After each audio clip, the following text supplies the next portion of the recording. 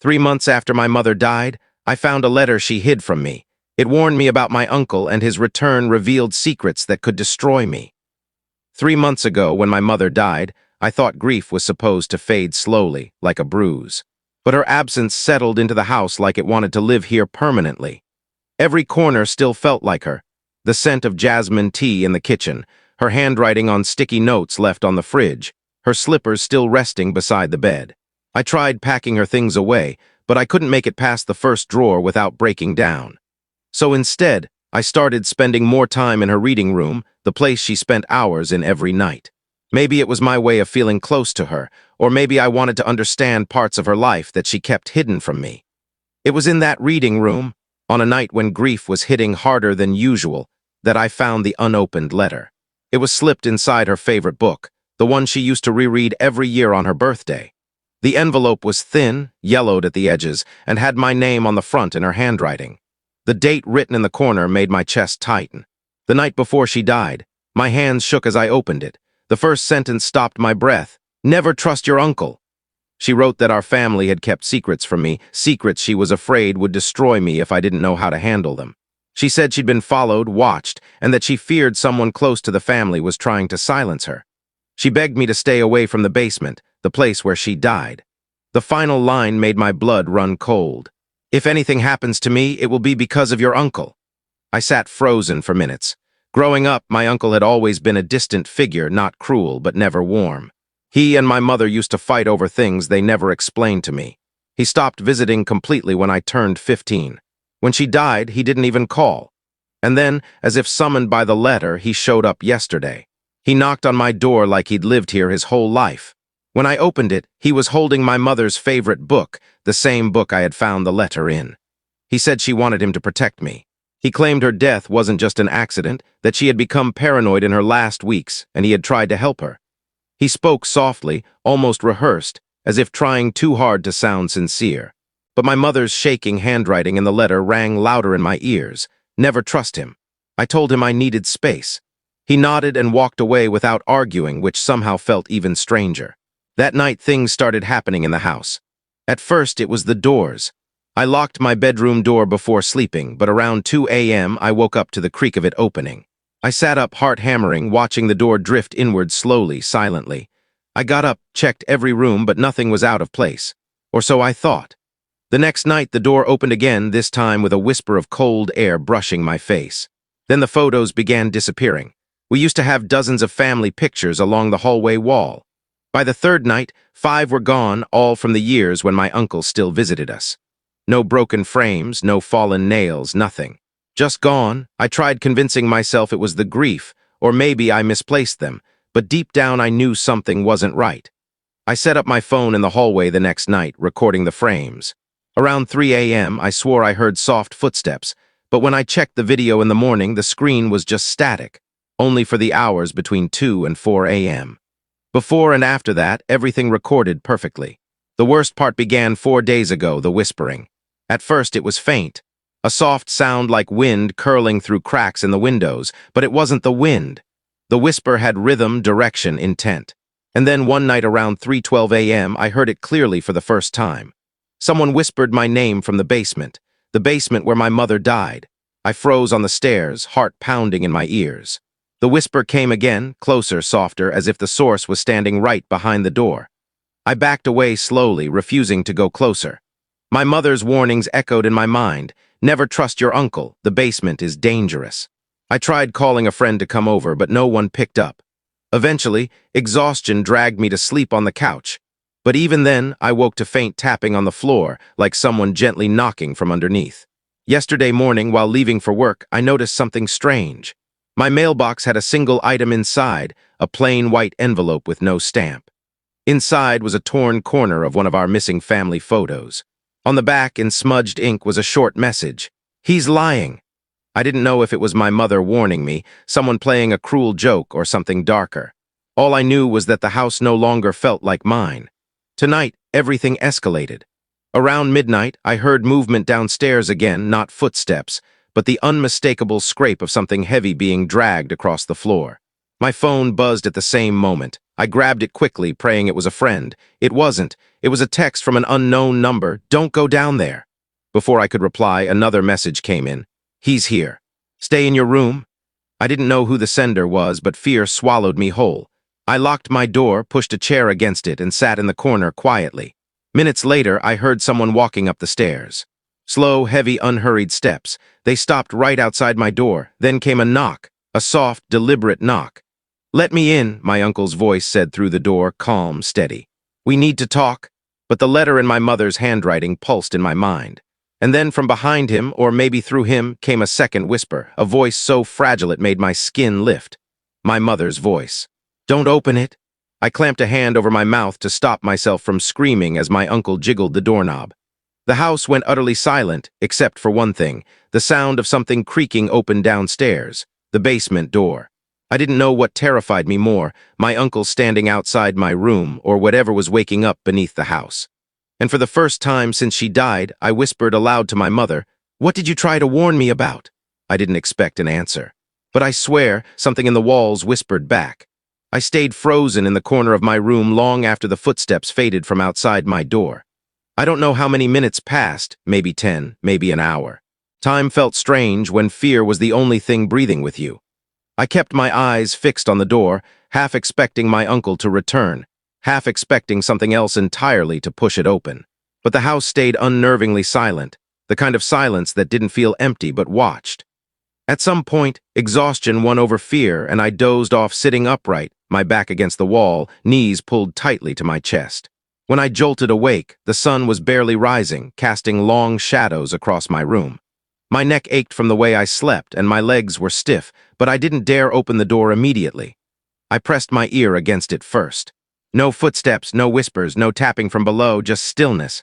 I opened the door slowly. The hallway looked unchanged at first glance, but when I looked more carefully, my stomach dropped. Every single family photo had been removed now, not just the ones with my uncle, all of them. The empty nails sat crooked on the wall, some bent as if pulled too roughly, like someone wasn't trying to be delicate. I whispered, "Mom," hoping to hear something, anything, but nothing answered. The basement door was closed again. The sight of it made my mouth dry. I knew it had been open last night. Someone or something had closed it. Before I could decide what to do next, there was a knock at the front door. It was soft at first, polite even, but firm enough that it echoed through the quiet house. I crept forward and peeked through the peephole. It was my uncle. My heart stuttered. He was standing completely still, hands by his sides, eyes fixed forward. He didn't look angry or frantic like someone who had tried breaking into a locked room the night before. He looked blank, as if he hadn't been here at all. He knocked again. "I know you're home," he called out, his voice strangely calm. "We should talk. Your mother wanted us to talk." I didn't respond. My fingers trembled against the door. After a few moments of silence, he said something that made me step backward involuntarily. "You shouldn't stay here alone. Things happen in this house when no one is looking."